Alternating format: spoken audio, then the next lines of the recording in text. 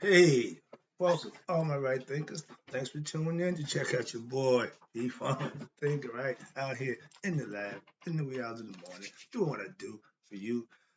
Put the seatbelts on, got you some popcorn, got a good lesson for you. But we ain't playing the time game today, so get ready. Let's go. Do what we do. Rightism, 25 rules to live by. Storytelling, story with a message. The message in the story for life. I give life lessons. You tune in to receiving them. Hope they're working out for you. We got a good thing going. Let's rock. Right Thinker's Mission, and that's what I'm on. Oh, y'all know I'm fired up right now. Thank you. Right Thinker's Mission is to enlighten, inspire, educate, and motivate you, the individual, to a higher spiritual level of enlightenment. Right Thinker's way of life, and it is for me, through mental and spiritual discipline daily, will help and guide you to obtain your goal of reaching spiritual enlightenment, aka know thyself. That's my mission. That all right thinkers, all 1,000 plus of you, subscribe. Get to know thyself through the lessons that I'm giving to you. Let's do what we do. I'm ready. Ooh, I got a good one for you today. Know thyself is the question, and that's the goal. My mission that I have all my right thinkers do just that. So my mission is to get you to reach your goal of knowing thyself. Let's work together and get it done. Let's go. Teamwork makes the dream work. Let's rock. Knowing thyself. A person who knows not and knows not that they even know not is foolish. Disregard them. A person who knows not and knows that they know not is simple, willing to be taught. You teach them. That's why I do what I do for you. I appreciate you too. Thank you. Stay tuned. I got more for you. A person who knows not and believes and think that they know is dangerous. Avoid them. I do. Excuse me. A person who knows, but knows not that they know. So really know, but that's the concept. Let's go. Those who know, but know not that they know, is spiritually asleep. I'm the spiritual alarm clock here to wake you up with knowledge of self. That's what I do for you. A person who knows and knows that they know is wise. Follow them. All these persons reside in you. I think us know that self. To my eye, be true. Today, boy, oh boy, it's gonna be fun. See, I said that's the Arnoian theology. They got their own book. I'm working with my philosophy. I'm working with the tree of life, but they all tie in. So that's my whole purpose. I can put them all together. That's what I like about this. So when you can do it like that, you know what you're doing. So let me show you. I know what I'm doing. So today we're going to talk about from the Anuian theology book, the mystical philosophy of Ra. We studied Ra. Okay. And the Anuians, you're going to learn that right here. So we're going to talk about Atum and the mysteries of Anu. Atum is the original god in pre-dynastic times. So in Anu, that was Ra and Atum. They work together. You got Amun, you got Ptah down the line. It's three different ones. We're gonna do the Anuian. I'm gonna take you through all of them, but the Anuian is the one that's more famous. So let's take that one first. I'll work you through the rest. Let's go. Atum, spelled Atum and Tem. So however you want to spell it, same thing. Let's go. The sun and the moon were incorporated in ancient Egyptian worship. Okay. Sun god, moon god. From the most ancient of times. That means way back. The moon was symbolically associated with Asar, Aset, and Tahuti. Asar being the spirit, Aset being the wisdom, Tahuti being the mind, the receiver, the conscious God's mind. He was considered. He's wisdom and his intellect. Excuse me.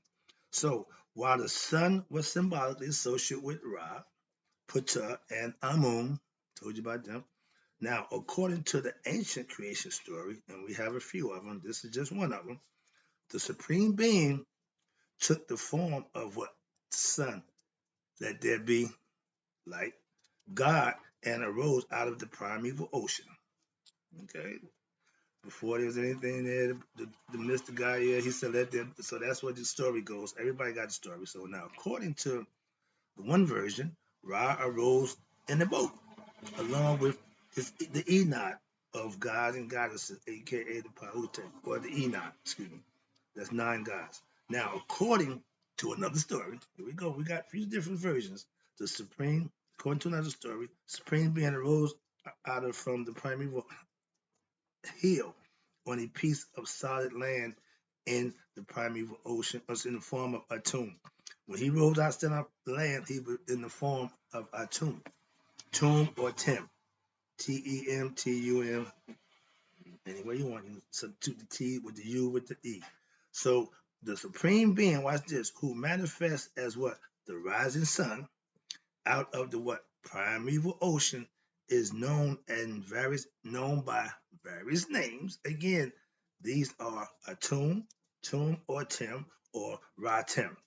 Atum, Ra, or Asar, and Ptah. So all these are names that everybody called God back in the times in different places. Atum, watch this, is also one of the first God symbols to be what? Depicted in human form. One of the first to be depicted in human form. Remember, we wasn't idol worshippers. We tried to use the human form to show you and break down a language that you can understand and identify with God. Just how we can know him. So it came down in human form. Watch this. Now, the priesthood of Anu, which is the first time, developed an elaborate, listen, cosmology, incorporating what? The concept, here we go, of Tim into what? The creation myth, thereby merging human existence with the divine. We're spiritual beings having a human experience. They're going to break it down for you. First, we will what? Review an outline of the theology of Anu. And then we will examine the mystical implications for human psycho-spirituality. That's thinking and living. That's what makes it spiritual. The pyramid text of Pepi II determines the company of gods, watch this, and goddesses as the names of them are from Anu. Watch this. You got Tim, which is starter. Then you got Shu, which is air. You got Tefnut, which is moisture. You got Geb, representing earth. Nut represents heaven. These are all elements of creation. We haven't got to man yet. So that's the 5. Then you got Asar, spirit and man. Aset, wisdom, his counterpart. Then you got Set, which is your ego. And then Neptet, she represents mortality.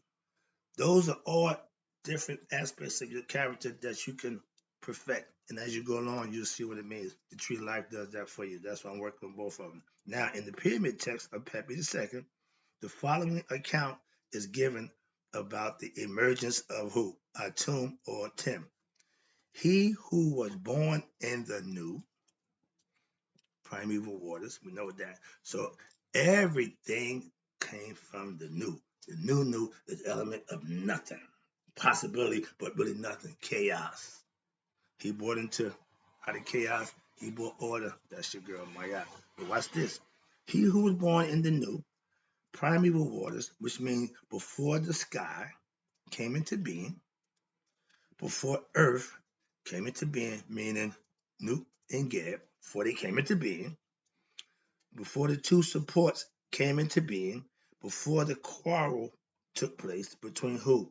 That fear which arose on account of the eye of Haru existed before anything there, before Shu and Tafnut, which is moisture and air, the first qualities, the first elements.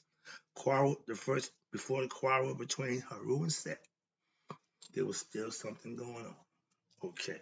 Now the idea of the primeval ocean, which is new, and the original primeval spirit, which what engendered life, in it occurs in several myths. Everybody had a story. The earliest occurrence of the idea of the primeval water is found in the Egyptian religion, which, watch this, predates the Osirian, which was right now resurrection myth. This pre-dynastic period from 10,000 to 5005 BCE was called the pre-Osirian myth. It spoke of a god, watch this, who was unborn, created himself, undying, live for eternity, and who was what? The origin of all things, aka creation. So, pretty cool. All right.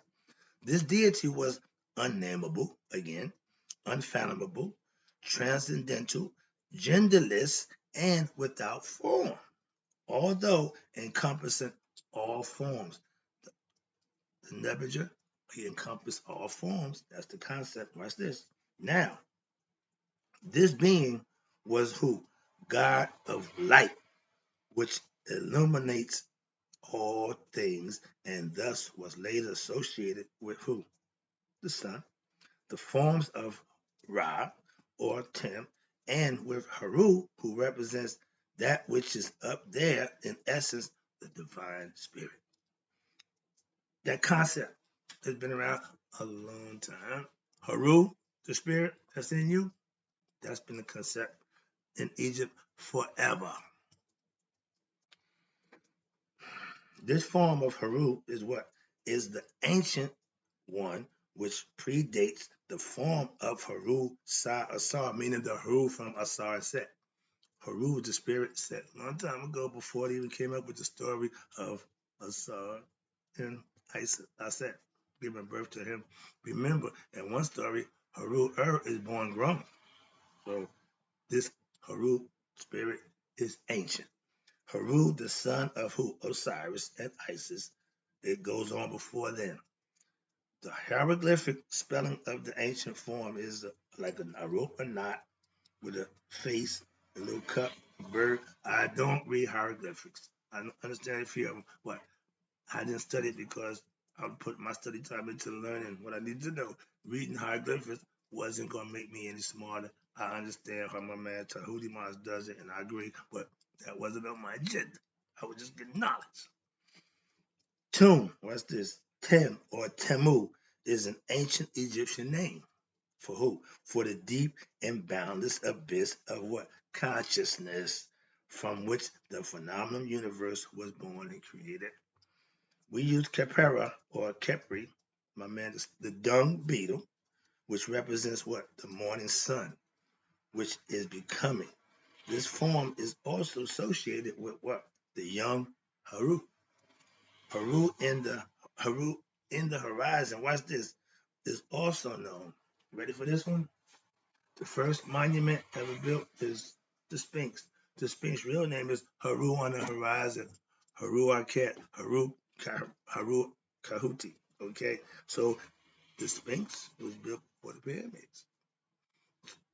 The spirit and the concept and understanding about Haru, we've been around a long time. So the story just was passed down, and it got popular and famous. So now it takes on its own identity, but it was something before that that made that possible. That's my point. Let's get back. So now, Haru on the horizon, also known as the Sphinx, Ra, is a dot.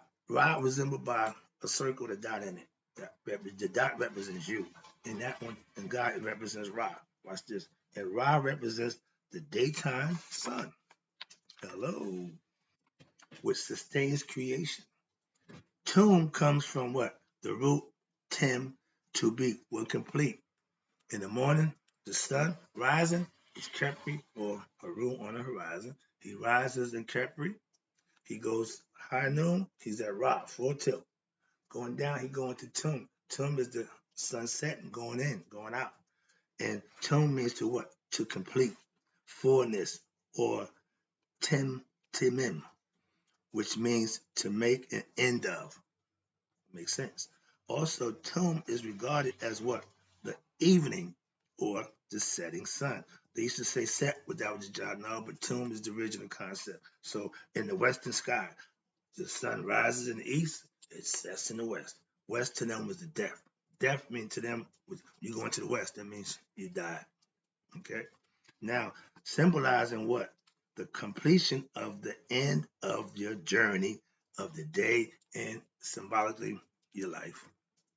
That's why all the pharaohs are buried in the western banks of Egypt. This is why what? The initiate wishes to go to what? The beautiful west upon completion of the span of life.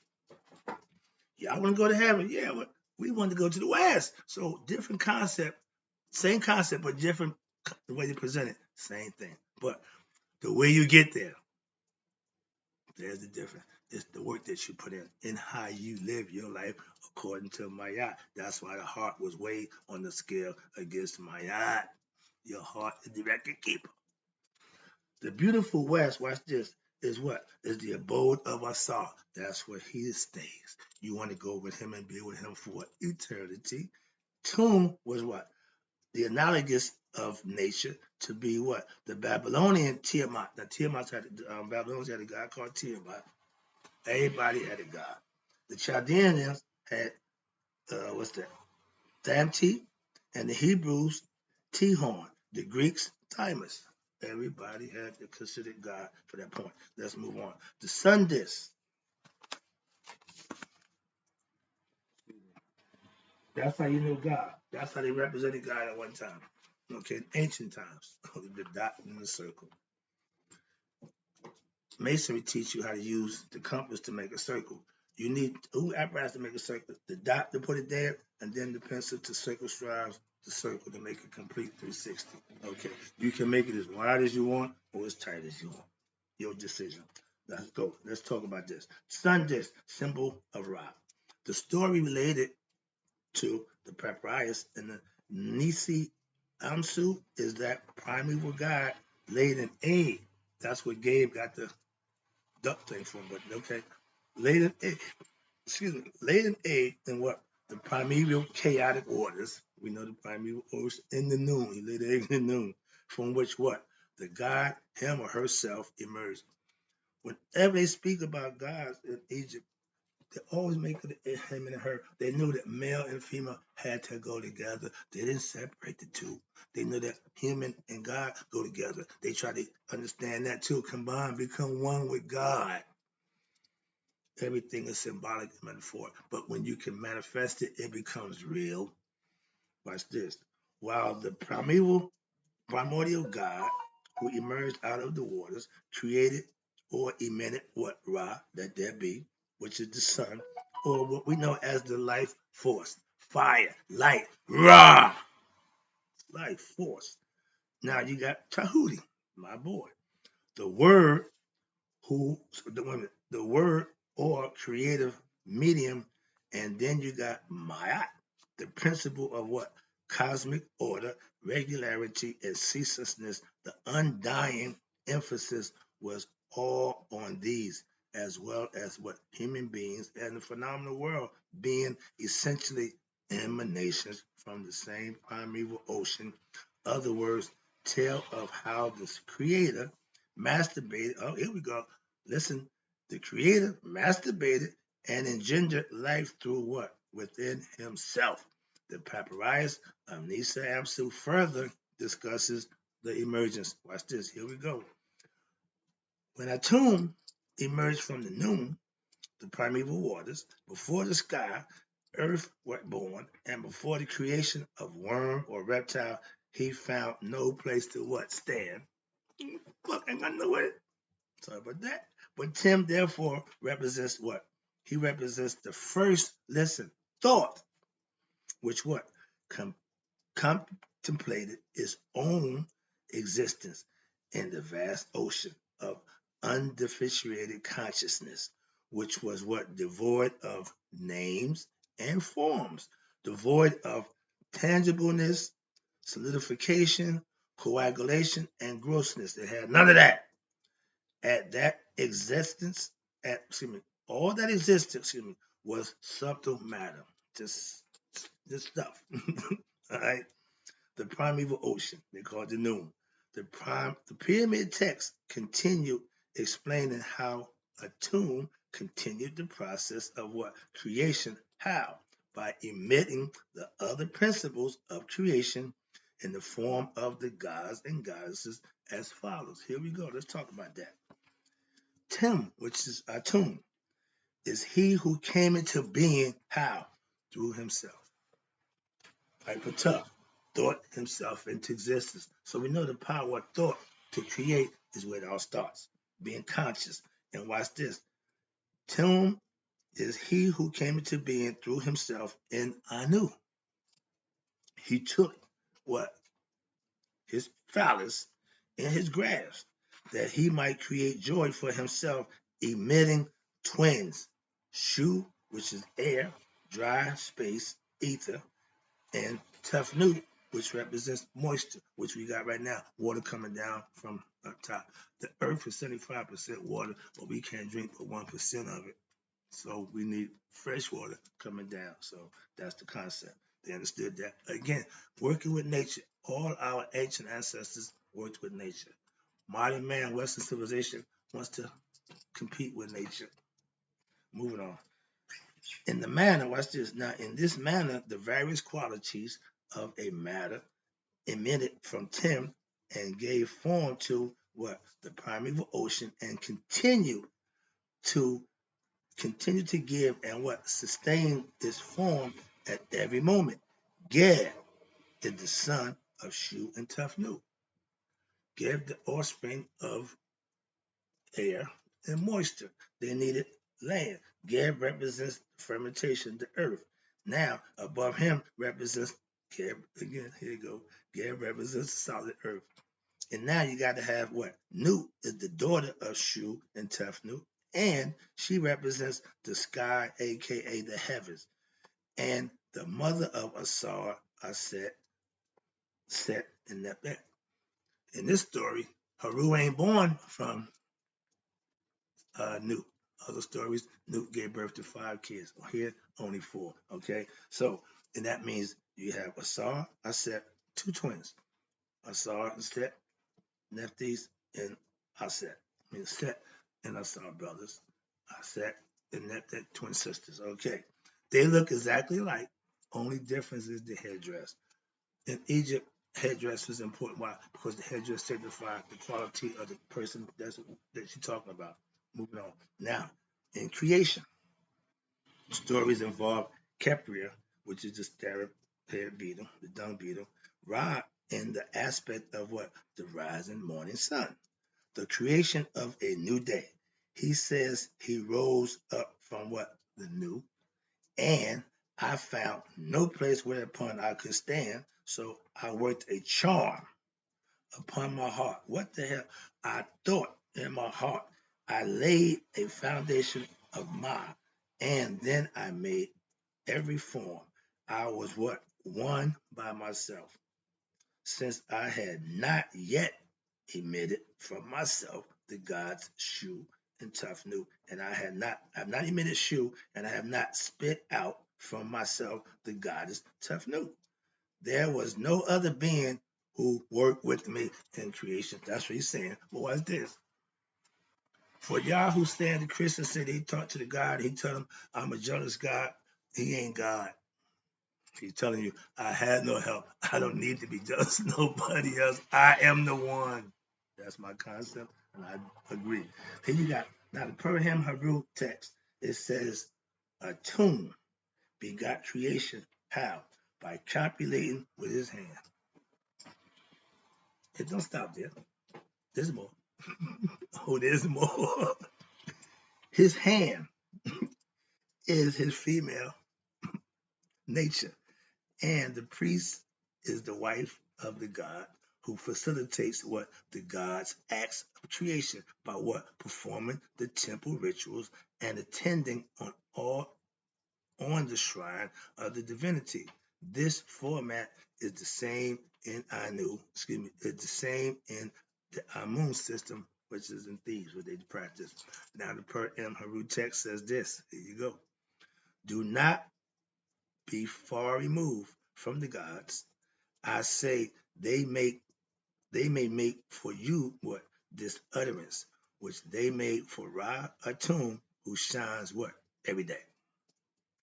They will install you upon what? Their thrones at the head of all the Enods, which is the gods, as Ra. I mean, you become Ra. And as his representative, they will what? Bring you into being like Ra in this his name of Kepri. You will what? Draw near to them like Ra, and this his name of Ra. You would what? Turn aside from what their faces like Ra, and in this his name of Atum, meaning when you ascend to the next level, you will change. When Anu went into the chamber, the first Hall of Mayat, he went and his hair was black. When he passed over, you see him again, his hair was white. So they understood the concept of change. Trust me. Now the passage above is a prognator for what teaching of the myth of Ra and Aset presented below. They established the nature of Ra Atum and manifesting in the form of the solar trinity, which is further in the coffin text explained. Ra Atum or Atum Ra is no other than Ra and Asar merged into one. The physical had to become with the spiritual. You become one. This is the picture. Matter of fact, this is the picture of the book. The same picture's on the front page is on this page. Okay. Now, you see a man with two women, you thinking, oh, my man, lucky's man. Well, and he did have sex with two women, hey, but for a purpose and a reason. Remember, this is mythological. So don't let your imagination run wild. Oh, they would do that. Yeah, you can do what you want with a myth. Okay, you can make anything you want, but that's the whole concept. And here it says, the picture says, Atum Ra being attended to by the goddess Aset Nephthys. And when they hands is that, I'm just having some fun right now. Let me get back to this lesson. But that's the concept. And it says, this Atum Ra is Asar resting in Ra, or Ra resting in Sar. When you see Ra, he's always just standing doing nothing. Okay, he did nothing. So you see him with the ram horn, and the sun disk over his head. That signifies God. Now the above example for the Kemetic, that's the Kemetic caduceus, with Atum Ra symbolizing the male staff, the central shaft, attended by who? Nephthys and Aset. The serpent powers. They had this all figured out. Watch this. Now, after millions of years of differentiation and creation, the chaos that existed before creation will return.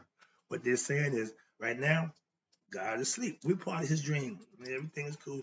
When he wake up, everything goes back to the new. That's the concept. And we keep hearing, we're going to be destroyed. Yeah, conceptually. So everybody got an idea of the end. Okay. But it's really a catastrophe. The earth changes over, and wherever we're at, what's going to happen, we might not survive. So they already know that part too. Okay. Been number 4. Destroyed them 5 times already. So, okay. The earth will survive. Man may not. The dinosaurs did. Okay. So, life cycle. All right, let me wrap this up for you. Move on to the next. I got some good stuff coming. Now, this tells you after a million years of differentiation in creation, the chaos that existed before creation, watch this, will return. Only the primordial God and Asar will what? Remain steadfast, no longer separated in space and time. You become one with God. When the body ceases to exist, you good. The passage above, but this concisely express what? The powerful teachings that all creation is what? Perishable, and that even the gods and goddesses will what? Ultimately dissolve into back to the primeval state of potential consciousness. That's where we started from. The noon when nothing was going on, all of a sudden, bam! The Big Bang. Okay, that's the concept.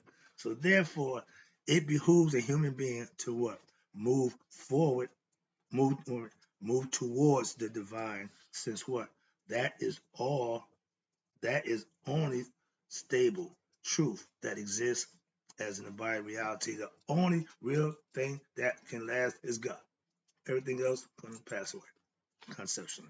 This is known as what? The absolute, from which all has emitted and into which all will dissolve back to Tim, Tum or Atum, Atum Ra, and is the absolute form which creation arises and into which creation will also dissolve.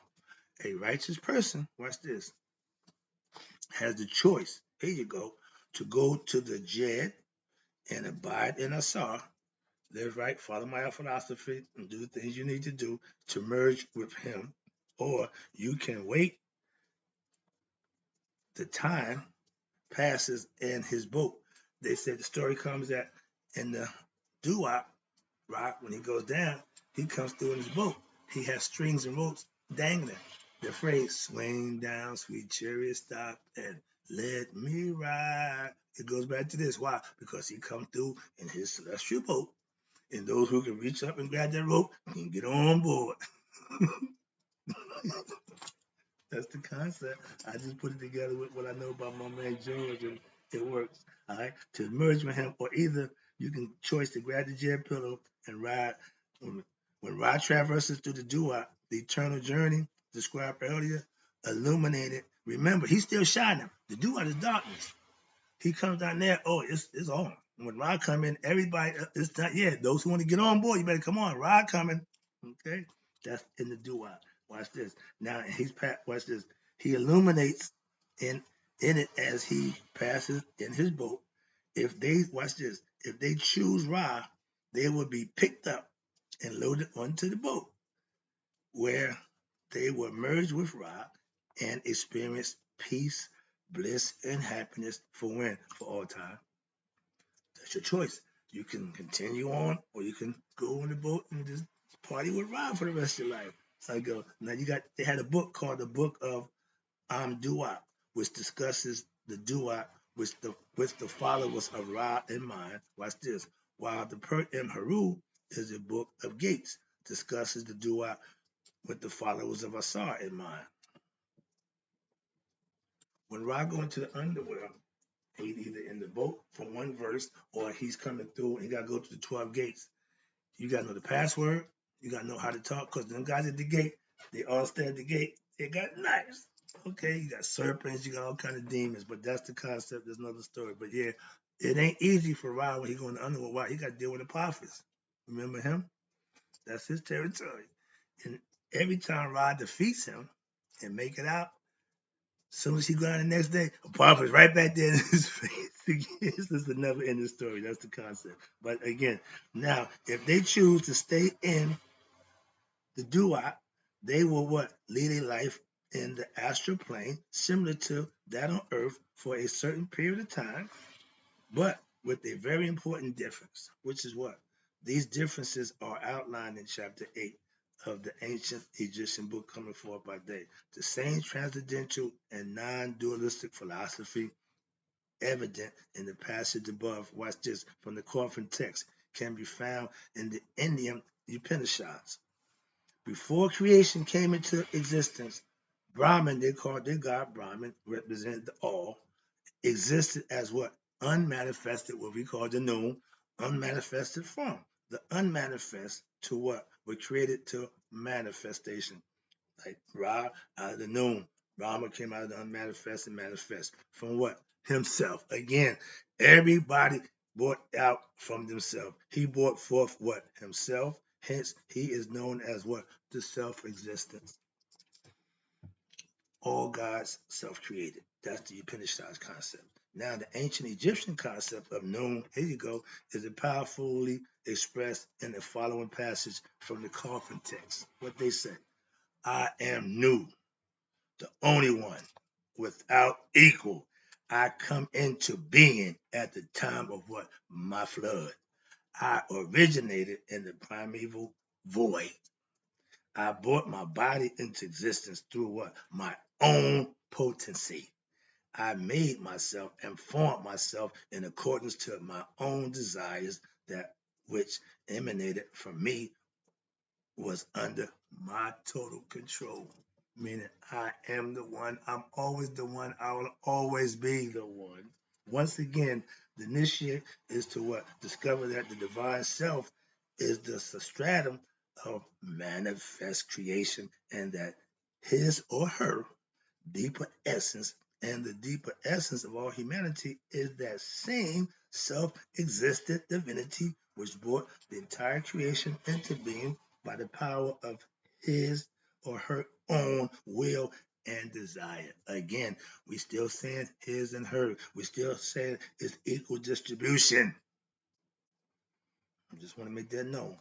Noon is what? An aspect of Tim, In this aspect, it is to what? Be understood as a formless potential matter, which we know the known as a bunch of potential, just nothing yet, but a bunch of potential chaos, which what? Can convert itself into what? Any form, any element, aka earth, water, fire, metal, etc. This process may be likened to what? How temperature affects water. Amazing. We know water is fluid. At 32 degrees, it freezes. You just change water to ice. If you heat water up, it turns into a mist. Again, it can go up, down, it can be flexible, but you can't destroy it. That's the concept. And for example, watch this. Very cold water becomes ice, and ice can have any shape. When very hot water, the water evaporates and what? Becomes so subtle vapor as to be what? Unmanifest. At room temperature, the same water is visible, but what? Formless. All matter is like the water. All matter is composed of the same essence, which takes on the form of various objects, just as clay can take many forms. However, the forms are not abiding. Why? But temporary, because God has assumed the forms of creation, just as an actor assumes a part in a play. When the play is over, what happens? The actor's mask is stripped away, and the true essence of the actor's identity is revealed. Just as ice melts to reveal what? Back to water.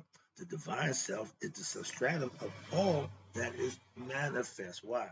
The same philosophy and using almost the same exact language is evident in what? The Upanishads. In the beginning, there was existence alone, one only without a second. He, the one, thought what to himself, nobody else. Let me, many, let me grow forth. Thus, out of himself, he projected the universe. And having projected the universe out of himself, the universe he uttered into every being. Perfect. They tell you in the Bible, everything he did, everything 6 days, but something was missing. Mm-hmm. Him and his creation. So he got into man and let man create him from that internal thought process and conceptualization while here on earth in the physical form. We was teaching you how to become God. I'm still doing the same thing. That's what they did. That's what I understand. That's what I'm trying to do. So let's go. I ain't done yet. I'm looking at the cloud, but I'm not done. Now, ultimately, through what? In reality, there's only one abode for the soul, and that is what? The divine self, where it comes from, which transcends even Tim. That being from Amun, from where rises Ra, Asar, and all creation. This is confirmed in all versions of the Pert M. Haru and is perhaps the most succinctly expressed in what? The coffin text, where it is explained that there is an even more subtler essence beyond Atum that is unknown by man and nameless. The initiate reading the following passages is to make the following realization. Come to realize this. I am the double lion, in essence, eternal, older than Atum. I am Ra, who is exalted forever. I am Atum, more of a spirit in essence, suppler, okay, than the other spirits. I am the Lord of what? Eternity. He's telling you who he is. I am the only one who journeys over the primeval void. I am the one whose name is not known to human beings. Mm-hmm. Mm-hmm. We wrap it up. I'm almost there. Stay with me. This is the last little bit. We almost there. I hope you got this because we're rolling it in now. I'm bringing it home. Now, this means that what? Essentially, Asar and Ra are what? Actually one being. Just like you and God are one being. Christ and God was one being. But everybody who connected with the higher self become one with the higher self. I'm hoping you get the concept. That's what this is all about. So this is the most clearly demonstration by the depiction of what I saw in a divine boat, the Nesmet. This is one reason. This is one reason. Watch this. Why the moon was chosen as a symbol of Asar. Why? It is said that Ra has the moon and the sun in his eyes, and either works as a passageway to what? Deeper transcendental self. Just as if the eyes of a human being are what? The windows to the soul or the inner self. This idea of the oneness of the Supreme Being is stated again directly in the image above, which reads, "This is Asar resting in Ra, Ra resting in Asar. They are one." The two great goddesses, Nephthys and Aset, attend to Atum, aka Ra, as what? He stands on the pedestal of who? Mayat. Once again, the image of the Trinity is given with one male aspect and two female aspects. Okay? Menage a trois. Stop. I can't help that one. It just naturally comes out. All right? But watch it. We almost done. Now, the concept of two paths is evident. The two serpents mean the two paths in a very decision to present what? The culmination of the spiritual journey in the form of two chapters wherein the spiritual aspirant can do what? Join Ra in chapter 35 or Asar in chapter 36. This presentation points to what? The only highly advanced philosophical view that the ancient Egyptian sages were putting forth, that the god and goddesses, Neteru, are what? Merely images for worship and are not to be seen as ultimate or absolute realities and of themselves. They are to be understood, listen, as windows into the transcendent avenues by which what the energies of the mind and the body may be channeled toward a higher spiritual goal in life. Not until Vedanta philosophy emerges in India is there another form of mysticism like this in the world. So Egyptians was unique in their perspective and their views and how to get to God. Hope you enjoyed the lesson. I'm gonna take up all your time, but my man said, get the lesson. I get the lesson. Hope you enjoyed it.